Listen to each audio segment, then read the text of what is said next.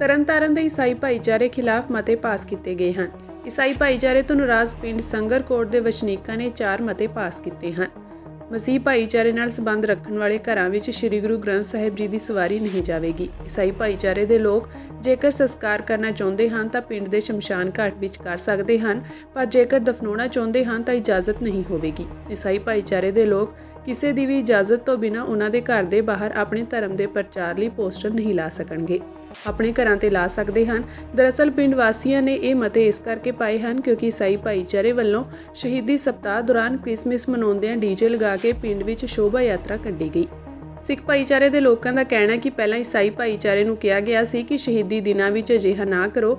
ਜੇਕਰ ਤੁਸੀਂ ਆਪਣੇ ਧਰਮ ਅਨੁਸਾਰ ਮਨਾਉਣਾ ਚਾਹੁੰਦੇ ਹੋ ਤਾਂ ਆਪਣੇ ਘਰਾਂ ਵਿੱਚ ਮਨਾ ਸਕਦੇ ਹੋ, ਪਰ ਪੂਰੇ ਪਿੰਡ ਵਿੱਚ ਸ਼ੋਭਾ ਯਾਤਰਾ ਕੱਢਣ ਦੀ ਇਜਾਜ਼ਤ ਪਿੰਡ ਨਹੀਂ ਦੇਵੇਗਾ।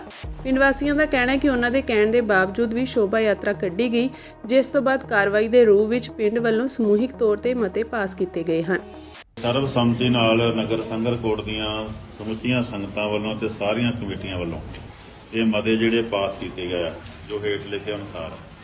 ਪਹਿਲਾ ਮਤਾ ਇਹ ਹੈ ਕਿ ਮਸੀਹ ਭਾਈਚਾਰਾ ਜਿਹੜਾ ਵਾ, ਜਿਹੜੇ ਪਰਿਵਾਰ ਇਹਦੇ ਨਾਲ ਜੁੜੇ ਆ, ਉਹਨਾਂ ਦੇ ਘਰ ਸ੍ਰੀ ਗੁਰੂ ਗ੍ਰੰਥ ਸਾਹਿਬ ਦੀ ਸਵਾਰੀ ਜਿਹੜੀ ਉਹ ਨਹੀਂ ਜਾਵੇਗੀ ਤੇ ਨਾ ਹੀ ਗ੍ਰੰਥੀ ਸਿੰਘ ਉਹਨਾਂ ਦੇ ਘਰ ਜਾ ਕੇ ਕੋਈ ਅਰਦਾਸ ਬੇਨਤੀ ਕਰੇਗਾ।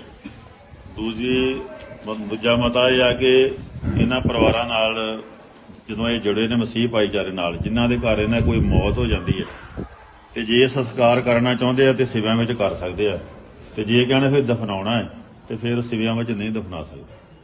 ਤੀਜਾ ਮਤਾ ਇਹ ਹੈ ਕਿ ਮਸੀਹ ਭਾਈਚਾਰਾ ਜਿਹੜਾ ਪਿੰਡ ਵਿੱਚ ਕਿਸੇ ਦੇ ਘਰ ਦੇ ਬਾਹਰ ਆਪਣਾ ਜਿਹੜਾ ਇਸ਼ਤਿਹਾਰ ਆ, ਉਹਨਾਂ ਪਰਿਵਾਰ ਦੀ ਪਰਮਿਸ਼ਨ ਤੋਂ ਬਿਨਾਂ ਨਹੀਂ ਲਗਾ ਸਕਦਾ, ਕੇਵਲ ਆਪਣੇ ਘਰਾਂ ਦੇ ਅੱਗੇ ਉਹ ਲਾ ਸਕਦੇ।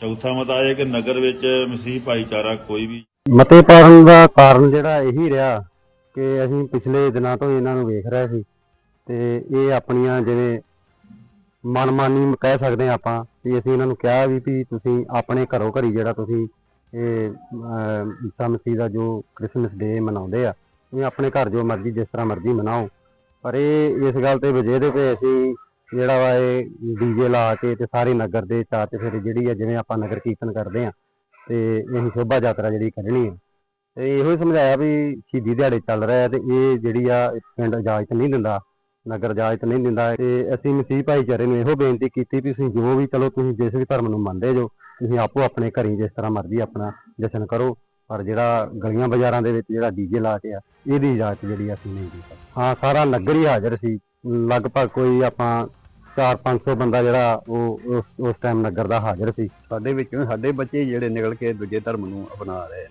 ਸਾਨੂੰ ਇਸ ਗੱਲ ਦਾ ਵੀ ਬੜਾ ਦੁੱਖ ਹੈ ਵੀ ਕਿਉਂ ਤੁਸੀਂ ਗਏ। ਇਹਨਾਂ ਨੂੰ ਪੁੱਛਿਆ ਵੀ ਤੁਹਾਨੂੰ ਦੁੱਖ ਕਿ ਮਤਲਬ ਕਿਉਂ ਤੁਸੀਂ ਇਹ ਧਰਮ ਛੱਡ ਕੇ ਗਏ ਜੀ, ਪਰ ਇਹਨਾਂ ਸਾਨੂੰ ਕੋਈ ਜਵਾਬ ਨਹੀਂ ਦਿੱਤਾ। ਜਿੱਦਣ ਮਤੇ ਪਾਏ ਉਦੋਂ ਆਏ ਸੀ ਉੱਥੇ ਮਸੀਹ ਭਾਈਚਾਰੇ? ਹਾਂਜੀ, ਆਏ 8-10 ਘਰ ਆਏ, ਬੀਬੀਆਂ ਜ਼ਿਆਦੀਆਂ ਆਈਆਂ ਤੇ ਬੰਦੇ ਘੱਟ।